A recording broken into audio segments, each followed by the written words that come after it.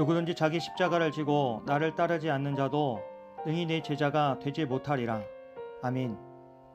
예수님께서 길을 가실 때에 많은 사람들이 그분을 따랐습니다. 병든 사람이 고침을 받고 귀신이 쫓겨나며 놀라운 기적이 일어나는 모습을 보았기 때문입니다. 어떤 사람은 예수님을 통해 새로운 세상을 꿈꾸었고, 또 어떤 사람들은 자신의 문제를 해결받기를 기대했습니다. 그런데 예수님은 자신을 따르는 수많은 무리를 향해 뜻밖의 말씀을 하십니다. 예수님은 누구든지 내게 오는 자가 자기 부모와 처자와 형제와 자매와 더욱이 자기 목숨까지 미워하지 아니하면 능히 내 제자가 되지 못한다고 하십니다. 이 말씀을 들은 사람들은 크게 놀랐을 것입니다. 그러나 예수님의 의도는 가족을 미워하라는 것이 아닙니다. 주님께 대한 사랑이 가장 우선되어야 함을 말씀하신 것입니다. 만일 가족이든 꿈이든 안전이든 무엇인가가 주님보다 앞자리에 놓인다면 결국 주님을 온전히 따를 수 없기 때문입니다. 우리에게도 소중한 것들이 많이 있습니다. 가족도 소중하고 건강도 중요하며 미래에 대한 계획도 필요합니다. 그러나 제자의 삶은 그 모든 것 위에 예수님을 모시는 삶입니다. 그래서 예수님은 이어서 누구든지 자기 십자가를 지고 나를 따르지 않는 자도 능히 내 제자가 되지 못한다고 하십니다. 오늘날 십자가는 신앙의 상징이지만 당시 사람들에게 십자가는 가장 잔혹하고 수치스러운 형벌의 상징이었습니다. 따라서 십자가를 진다는 것은 단순히 인생의 어려움을 견디는 정도를 의미하지 않습니다. 그것은 자신의 뜻보다 하나님의 뜻을 선택하는 삶입니다. 내가 원하는 길보다 주님께서 원하시는 길을 걸어가는 것입니다. 때로는 손해를 감수해야 하고 때로는 사람들의 이해를 받지 못할 수도 있습니다. 그럼에도 주님의 말씀을 따라 살아가는 것이 십자가를 지는 삶입니다. 예수님은 먼저 그 십자가의 길을 걸으셨습니다. 그리고 제자들에게도 그 길을 따라오라고 부르셨습니다. 그러므로 제자는 편안함을 따라가는 사람이 아니라 주님을 따라가는 사람입니다. 자신의 뜻을 내려놓고 주님의 뜻을 선택하며 살아가는 사람입니다.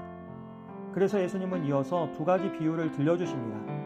한 사람은 망대를 세우려고 하면서도 비용을 계산하지 않은 채 공사를 시작했다가 중도에 멈추게 됩니다. 그리고 또 다른 왕은 전쟁을 앞두고 자신의 군대로 상대할 수 있는지를 먼저 살펴봅니다. 만일 승산이 없다면 싸움을 시작하기 전에 화친을 구합니다. 예수님의 이 두 가지 비유는 같은 교훈을 전해줍니다. 제자에게는 충동적으로 시작할 길이 아니라는 것입니다. 순간적인 감동이나 뜨거운 감정만으로는 끝까지 걸어갈 수 없습니다. 제자의 길에는 결단과 각오가 필요합니다. 우리가 신앙생활을 하다 보면 은혜를 받는 순간이 있습니다. 그러나 은혜를 받는 것과 제자로 살아가는 것은 다른 문제입니다. 예수님은 단순히 많은 무리를 원하신 것이 아니라 끝까지 함께할 제자를 원하셨습니다. 구경꾼이 아니라 동행자를 찾으셨던 것입니다. 그래서 예수님은 다시 한번 너희 중에 누구든지 자기의 모든 소유를 버리지 아니하면 능히 내 제자가 되지 못한다고 말씀하십니다. 여기서 중요한 것은 소유 자체가 아니라 소유에 대한 집착입니다. 사람은 자신이 가장 의지하는 것을 따라 살아갑니다. 어떤 사람은 돈을 의지하고 어떤 사람은 능력을 의지하며 또 어떤 사람은 지위와 명예를 의지합니다. 그러나 제자는 하나님을 의지하는 사람입니다. 그래서 제자는 재물이 있어도 재물의 종이 되지 않습니다. 성공을 경험해도 그것을 우상으로 삼지 않습니다. 제자는 모든 것이 하나님께서 맡겨주신 은혜의 선물임을 알고 살아갑니다. 그런데 예수님은 여기서 말씀을 마치지 않으시고 마지막으로 소금의 비유를 통해 제자의 모습을 정리해 주십니다. 예수님은 소금은 좋은 것이로되 만일 그 맛을 잃으면 무엇으로 짜게 하겠느냐고 물으십니다. 소금은 자신을 드러내지 않습니다. 음식 속에 녹아 들어가서 음식의 맛을 바꾸고 또한 부패를 막아주는 역할을 합니다. 제자도 마찬가지입니다. 세상 속에서 살아가지만 세상과 똑같이 살아가는 사람이 아니라 하나님의 뜻을 따라 살아가며 세상에 선한 영향을 끼치는 사람입니다. 그러나 소금이 짠맛을 잃어버린다면 더 이상 소금의 역할을 할 수 없습니다. 모양은 남아있지만 본래의 기능을 잃어버린 것입니다.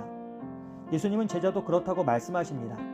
예배는 드리지만 순종은 없고 믿음을 말하지만 삶이 세상과 다르지 않다면 그것은 소금이 맛을 잃은 것과 같습니다. 물론 주님은 우리에게 완벽함을 요구하시는 것이 아닙니다. 다만 제자답게 살아가기를 원하십니다. 부족해도 다시 주님께로 돌아오고 넘어져도 다시 일어나며 끝까지 주님을 따라가는 삶을 원하십니다. 생각해보면 많은 사람들이 예수님을 좋아합니다. 예수님의 사랑도 좋아하고 위로도 좋아하며 축복도 좋아합니다. 그러나 자기 십자가를 지는 일은 부담스러워할 때가 있습니다. 순종보다 편안함을 원하고 헌신보다 안전함을 선택하고 싶어질 때도 있습니다. 하지만 예수님은 처음부터 분명하게 말씀하셨습니다. 제자는 단순히 예수님을 아는 사람이 아니라 예수님을 따르는 사람이라는 것입니다. 제자의 길은 결코 쉬운 길은 아닙니다. 그러나 가장 가치 있는 길입니다. 세상의 것을 모두 얻고도 생명을 잃는 것보다 주님을 따라 영원한 생명을 얻는 것이 훨씬 더 귀하기 때문입니다. 주님은 오늘도 우리를 제자의 길로 부르십니다. 주님을 가장 사랑하고 자기 십자가를 기꺼이 지며 소유보다 하나님을 의지하고 세상 속에서도 소금의 맛을 잃지 않는 사람으로 살아가기를 기대하십니다.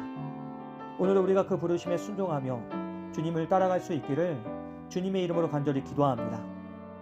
우리 삶의 주인이신 하나님, 많은 사람들이 예수님을 따랐지만 주님은 무리가 아닌 제자를 찾으셨습니다. 우리가 이 시대에 주님을 따르는 참된 제자가 될 수 있도록 도와주시옵소서. 날마다 자기 십자가를 지고 순종하며 소금의 맛을 잃지 않도록 성령님 우리와 함께해 주시옵소서. 예수님의 이름으로 기도합니다. 아멘.